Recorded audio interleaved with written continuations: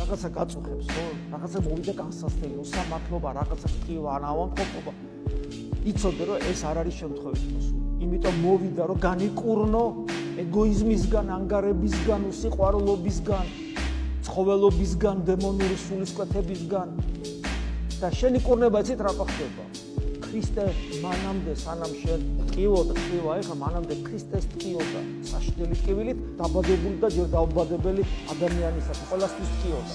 და მას რო ტკივოდა, იმიტომ არის შენი ტკივილი მაცხოვნებელი, რომ მას არ ტკენოდა და ვისო შენერი არ გამხდარიყო და შენი ბუნების თანაზიარი რო არ ყოფილიყო, ვერც შენ გახდებოდი ხაებრივი ბუნების თანაზიარი. ამიტომ როცა შენი განსასწრებით ქრისტეს ბუნებას ეზიარებით, ეს რა შევლინდება? არ მრისხანებ, არ შფოთავ, არ ბოროტდები, არამედ უფრო მეტად და მეტად აღივსები ღვთისმსახურებით, წირვის სიყვარულით, ლოცვით, წმინდა მამებისადმი სიყვარულით, მოყვასისადმი სიყვარულით, უფრო მეტ ქრისტიანობას ავლენ. ეს არის ქრისტეს ბუნებათა თანაზიარი ხდები.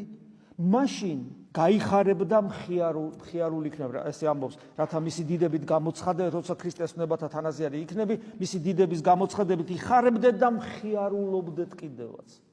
უფლის დაბრუნება, როგორც ხშირად გვთქვავს, ეს არის ჩვენი გარდაცვალება და მის წინაშე წარსდგომა, ეს არის ყოველ წირვაზე, ყოველ ლოცვაზე, ყოველ ჩასუნთქვაზე იესოს სახელთან ერთად, როცა ჩვენი გული ხანდახან როცა იგრძნობს მის შეხებას და მისი დიდება მე რომ ახარებს.